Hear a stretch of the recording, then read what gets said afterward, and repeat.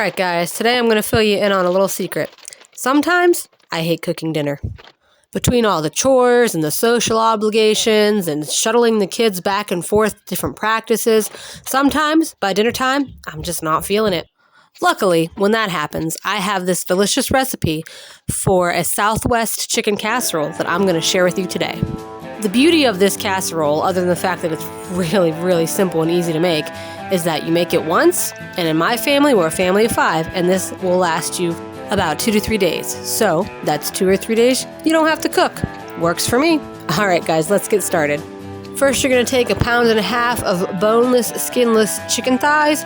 Right here, I have the bone-in and the skin-on ones because they are cheaper. They're a really good sale price, but this recipe is easier if you buy it without the skin and bones. Otherwise, you can do how I'm doing, and I'm just trimming all the skin and most of the fat away. And then we're going to go ahead and we're going to season that with some salt and pepper and some cumin. Probably about a tablespoon of cumin will do. And then you're also going to add about 1/2 teaspoon to a teaspoon, depending on how spicy you like it, of chili powder. I have hot Mexican chili powder here. There are probably about a dozen ways to cook chicken, but like I said before, I just wasn't feeling it today. So we're just going to go ahead and we're going to cook that on the air fryer. I put in the air fryer for about 20 to 25 minutes at 450 degrees. And I drizzled just a little bit of olive oil on the top so the top of the chicken got nice and brown.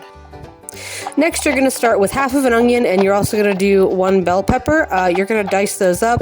This step is optional. We're going to add some veggies later, but I always like to add a little extra veggies when I do casseroles, just to kind of beef it up for cheaper, add more volume for cheaper, and you get the healthiness of the vegetables too.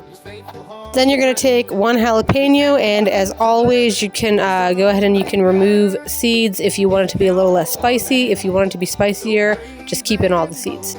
Add 1 tablespoon of butter or olive oil or whatever oil you have lying around. I typically use either butter or olive oil for all of my cooking, just because there's so much information out there, but from what I've read, it seems like butter and olive oil are the healthiest options, but use whatever you have. And then you're just going to saute these up. Make sure you season them with some salt and some pepper so they cook up nicely. But you're just going to saute these out until your onions are translucent and your peppers are nice and soft. And then also go ahead and add about 1/2 teaspoon of that chili powder and about 1 teaspoon of cumin to this as well. And while your veggies are cooking, we're going to go ahead and we're going to make some rice over here.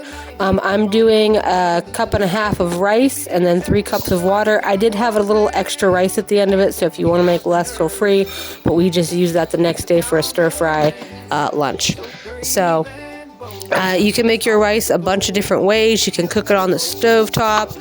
If you have a rice cooker, that's probably the easiest and best way to do it. You can cook it in the microwave.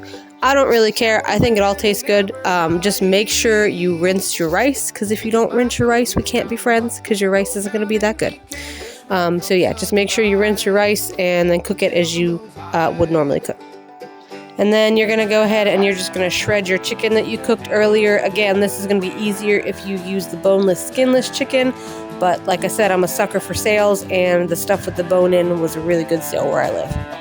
And then you're going to go ahead and you are going to transfer your shredded chicken to another bowl. You're going to add your peppers and onions if you opted to do that step. And then you're also going to go ahead and you're going to add whatever kind of salsa you like.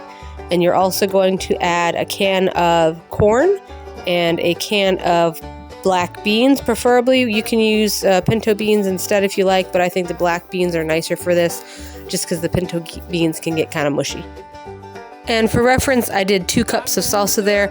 You can always add a little more if you're worried about your casserole being dry. Go ahead and stir that all up so the salsa and the chicken are evenly distributed throughout the corn and the beans. And then you're going to go ahead and you're going to layer your rice in whatever pan you're baking this in. And then you're going to pour your chicken mixture over that rice.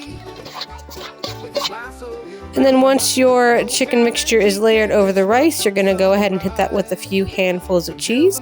And I just want to say thank you for watching the video this far in. If you could go ahead and like and subscribe, that would really help me out. I'd really appreciate it if you liked what you saw here. There are plenty more recipes over on the page to make your weeknight dinners nice and easy for you.